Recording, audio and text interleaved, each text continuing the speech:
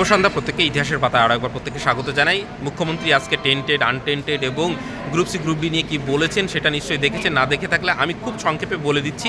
আমি প্রথমেই বলেছিলাম যে থার্ড এসএলএসটি আসতে চলেছে এবং কাদের জন্য কেন আসতে চলেছে সেটাও বলেছিলাম। মুখ্যমন্ত্রী বলেছেন টোটাল 56,000 ভ্যাকান্সি রয়েছে, তার মধ্যে 34,000 বের করা রয়েছে, বাকিটা 21,000 সেটা হাতে রাখছে। কেন হাতে রাখছে না, এই যে এই নিয়োগ প্রক্রিয়া, এটাও দেখুন যে যেহেতু আইনি প্রক্রিয়ায় আটকে গেল, এইখানে যত সংখ্যক টেন্টেড এবং আনটেন্টেড দুজনকেই দিয়ে দেওয়ার চেষ্টা হচ্ছিল। যেহেতু কোর্টে বারবার গিয়ে এইটাকে আটকে দেওয়া হলো, সেই জন্যই কিন্তু হাতে রেখে দিয়েছিল ব্যাপারটা, যে যদি এটা ফসকে যায় পরবর্তী যখন থার্ড এসএলএসটি হবে তাদেরকে প্লেস করে দেওয়া হবে। এবং তিনি কোনো রাগঢাক না করেই কিন্তু আজকে একদম সরাসরি ঘোষণা করলেন যারা টেন্টেড রয়েছেন এবং লিস্ট বেরিয়েছে তাদের দুশ্চিন্তা করার কোনো কারণে একদম দুশ্চিন্তা করবেন না। আপনাদের কিন্তু মুখ্যমন্ত্রী পাশে রয়েছে, ব্যবস্থা করবেন। শিক্ষকের চাকরি না হলেও আপনাদের গ্রুপ সি অথবা গ্রুপ ডিতে ব্যবস্থা করা হবে, সেটাও কিন্তু ঘোষণা করা হয়েছে।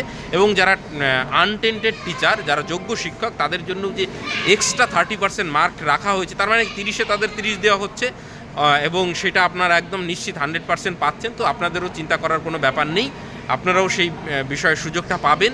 এবং সেই সঙ্গে যারা গ্রুপ সি গ্রুপ ডির চাকরি প্রার্থী, তারাও আগামী 3 মাসের মধ্যেই আপনাদের পরীক্ষা হতে চলেছে। এই শিক্ষক নিয়োগ প্রক্রিয়াটা শেষ হলেই কিন্তু এই নিয়োগ প্রক্রিয়াটা হবে আর কি, আপনাদের গ্রুপ সি গ্রুপ ডি। এবং তারপরেও আবার বলছি, আবারও কিন্তু পরীক্ষা হবে এবং এইগুলোর মধ্যে দিয়ে যাদেরকে অ্যাকোমোডেশন করা গেল না হলে কিন্তু পরবর্তীতে আবার নিয়োগ প্রক্রিয়া যেটা হবে সেইটাতে কিন্তু আপনাদের অ্যাকোমোডেশন করে নেওয়া হবে। আপনাদের কোনো রকম কোনো চিন্তার কারণ নেই, যেহেতু এই সরকারের আমলে দুর্নীতি হয়েছে, সেই জন্য দায়ভার সরকারেরও, এবং সরকার আপনাদের নিশ্চয়ই কোনো না কোনো ব্যবস্থা করবেন। যারা টেন্টেড হয়েছেন এবং তাদের লিস্ট বেরিয়েছে, একদম কোনো রকম কোনো দুশ্চিন্তা করবেন না। মুখ্যমন্ত্রী আশ্বস্ত যখন করেছেন, নিশ্চয়ই আপনাদের কোনো না কোনো ব্যবস্থা করবেন। এবং সেই সঙ্গে যারা এতদিন খাটনি করে পড়াশোনা করছেন, তারা পড়াশোনা চালিয়ে যান, তাদেরকেও বেস্ট অফ লাক।